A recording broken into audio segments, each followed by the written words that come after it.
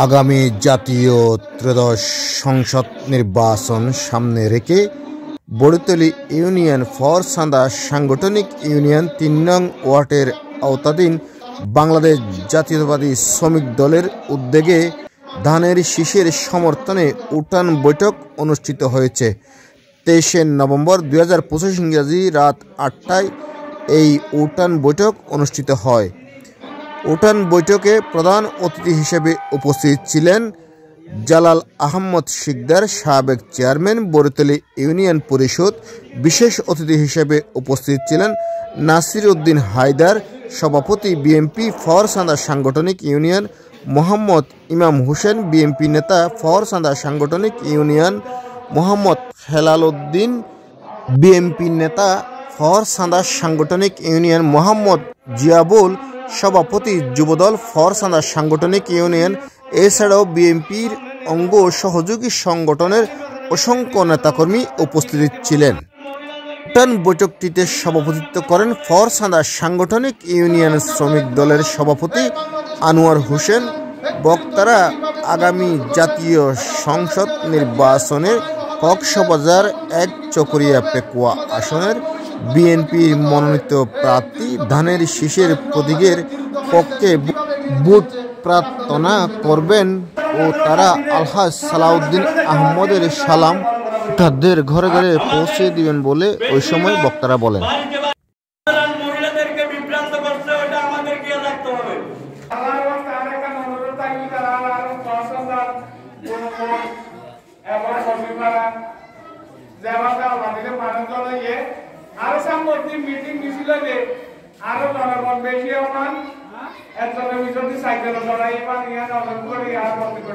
আপনাদেরকে বলবো, আজকে যারা উপস্থিত হয়েছেন সবাই প্রতিটা বাড়িতে গিয়ে আমার নেতা সালাউদ্দিন আহমদকে কিভাবে সর্বোচ্চ ভোটে আমরা বিজয়ী করতে পারি আপনারা আপনাদের পরিবারের সকলকে বলবেন।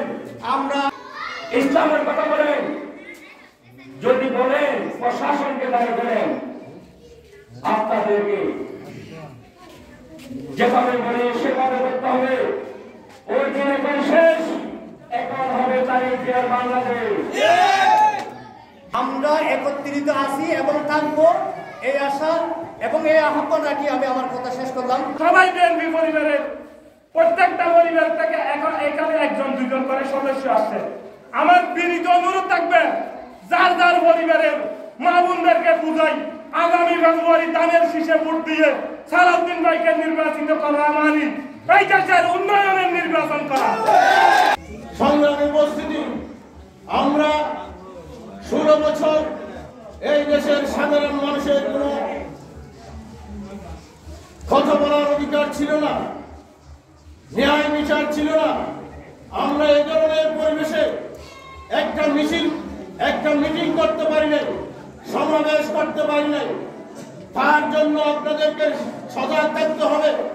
ধানের শীষের মার্কা নিয়ে আসবে সেদিন আমাদের এই সাধারণ শ্রেণীর মানুষরাই হচ্ছে যে আমাদের বিএনপির বিরাট একটা সম্পদ। তাই আমি বলতেছি, এটা আপনাদের দল, ধানের শীষ মার্কা আপনাদের মার্কা। আর সালাউদ্দিন সাহেব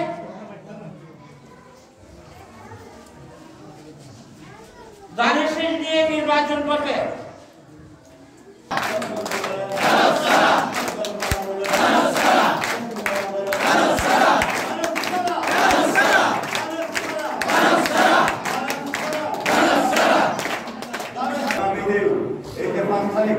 পাঁচ তারিখ তফসিল ঘোষণা হবে, আর ১০-১২ দিন পরে কখন ভোট হবে, কিভাবে হবে না, সেটা তফসিল ঘোষণা করবে।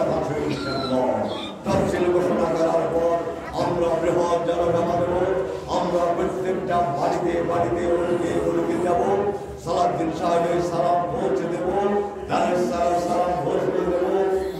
বাংলাদেশ পরিচালনা করতে তার একটি নিযুক্তি হন সালাউদ্দিন সাহেব ধরে সালাউদ্দিন সাহেবের বার্তা